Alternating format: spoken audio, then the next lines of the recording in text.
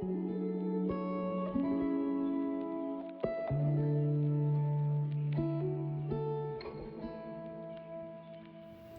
everyone, this is Jeff Stackles coming to you from Abbotsford, BC, Canada, and this is sadly a funeral we're going to have today, and this is of my little sweet little bird, Lil GIBLET.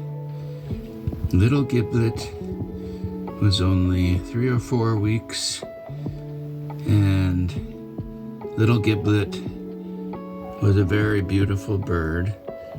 And Lil GIBLET was a Christmas miracle of Christmas 2025. He made it a few days into 2026, and he has now sadly left us. But we all loved him. And rest in peace, my beautiful Lil GIBLET. Rest in peace. You are very loved, very cherished bird.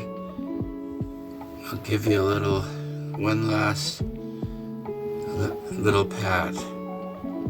So soft. Rest in peace, Lil GIBLET. I love you, Lil GIBLET. Rest in peace, Lil GIBLET. Rest in peace. May you always be loved.